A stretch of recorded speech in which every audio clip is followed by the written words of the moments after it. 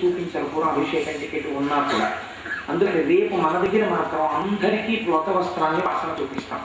3, స్వామివారు కట్టి విప్పినటువంటి పట్టుబట్టని రేపు కుదురు కట్టి ఉండంగాను తీర్థం తీసుకోవడానికి వచ్చేటప్పుడు ముందు తీర్థం ఇస్తారు, ప్లోత వస్త్రం వాసన చూపిస్తారు.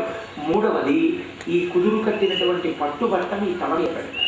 స్వామివారు విప్పినటువంటి శేష వస్త్రాన్ని రేపు తల మీద పెట్టుకోవచ్చు. కాబట్టి 3 బహుమానాలు ఇస్తారు. స్వామిగా అభిషేకం చేసుకున్న తర్వాత కొంచెం అవసరం పొందుతాడు. మన కోసం కదా మహానుభావుడు ఇంత అభిషేకం పొందుతున్నాడు, వెంటనే అలసట తీరడానికి కోసమని కొద్దిగా వెన్నపూస పంచదార నైవేద్యం పెడతారు. పెట్టి రేపు చూదురు కానీ చాలా ఆశ్చర్యంగా ఉంటుంది ఆ దర్శనం. రోజు ఉండే దర్శనంలా ఉండదు. రేపు స్వామివారి అభిషేకం జరుగుతున్నంతసేపు కింద ఒక తెల్లటి బట్ట కట్టుకుంటాడు, పైన తెల్ల బట్ట కట్టుకుంటాడు.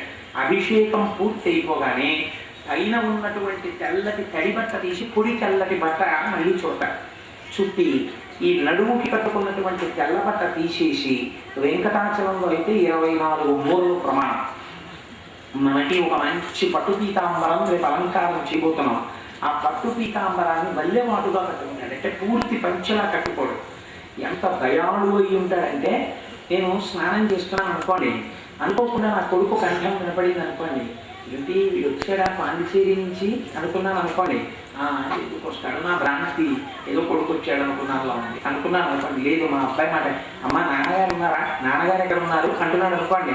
స్నానం చేస్తున్నారు, ఏంటో ఇలా వచ్చావు అంటుంది అనుకోండి నా భార్య. ఏమిటోనమ్మా నేను రోజు నాన్నగారు కల్లోకి వస్తున్నారు, ఒకసారి చూసి వెళ్ళిపోదాం అనిపించి వచ్చానమ్మా, పరీక్షలలో 20 రోజులు లేవు కదా అని అన్నాడు అనుకోండి. స్నానం చేస్తున్నా నేను ఏం చేస్తాను, అలా కూర్చోబెట్టు, నేను స్నానం చేసి ప్యాంట్ వేసుకుని షర్ట్ వేసుకుని కట్ చేసుకుని బెల్ట్ పెట్టుకుని నేను వస్తాను పైకంటా గబగబా ఓ తువ్వాలు ఇలా కట్టేసుకుని ఓసారి వచ్చి ఇంట్లో ఇలా వచ్చావు అంటాను. నాన్నగారిని మిమ్మల్ని చూడడానికి వచ్చాను నాన్నగారండి అంటాడు. ఉత్తరాత్ర పరిశ్వరం ఒకసారి వాడిని కౌగిలించుకొని, నాన్న చూడాలనిపించిందా, వచ్చేస్తాను కూర్చో అంటాడు. రేపు స్వామి మన ఎంత గ్రహిస్తారో తెలుసా అండి. రేపటి రోజున స్వామి వల్లెమాటుగా కట్టుకుంటాడు. ముందు పట్టుబట్ట పూర్తి అలంకారం చేసుకోకుండా ఇలా పైకి వేసుకుని కొద్దిగా ఇలా కట్టుకుని నిజపాదములు రేపు బయట పెట్టి నిజపాద దర్శనము వల్లెమాటు వేసుకుని కిరీటానికి ఒక తలగుట్ట కట్టుకుని చూస్తున్న వాళ్ళు కూడా ఆడడానికి సిగముడియా ఏదో అంటారు, అదేదో వేసుకుంటుంటారు ఆడవాళ్ళు. అలా ఒక బట్ట చుట్టుకుని రేపు దర్శనం ఇస్తారు. ఎంత అపురూపమైన దర్శనమో. రేపు అలా దర్శనం చేసుకుంటాం. మనం వచ్చేసాక మనందరం కూర్చుండగా చక్కగా మళ్ళీ స్వామివారికి పూర్తి స్థాయిలో పట్టుబట్ట కట్టి తోమాల చేసి అర్చన చేస్తారు. అది ఎంతో వైభవోపేతంగా రేపు జరగబోయేటటువంటి కార్యక్రమం.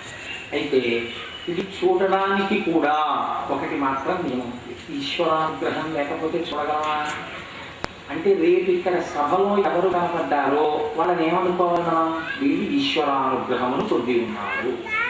ఎవరు రాలేదో వాళ్ళ గురించి నేనేమి అన్నాను కనుక వాళ్ళు పొందవలసిన వాళ్ళు ఉత్తరోత్తర వాళ్ళు ఈశ్వరానుగ్రహమును పూర్తిగా పొందుతారా అని అనుకుంటాం.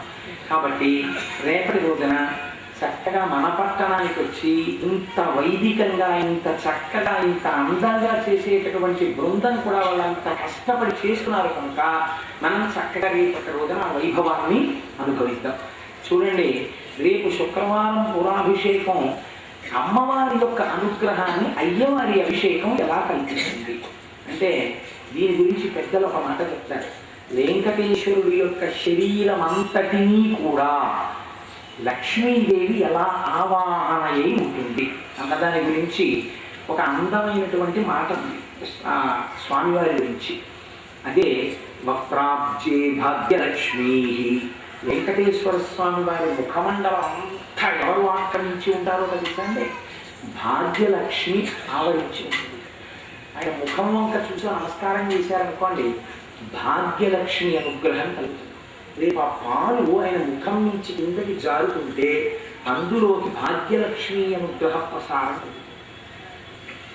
కాబట్టి అది కాసేపు ఆ లైట్ ఆఫ్ చేసేయండి, అది ఆగిపోయినా పర్వాలేదు కానీ, ఎందుకంటే అది పురుగులు కాలిపోయిన వాసన వస్తుంది. ఆ తర్వాత లైటింగ్ వల్ల చాలా పురుగులు వచ్చి నాకు ఇబ్బందిగా ఉంది. రింగ్ లైట్ కూడా తీసేసి లైట్లు చీకట్లో ఉన్నంత మాత్రాన వాణి బట్టి చాలా.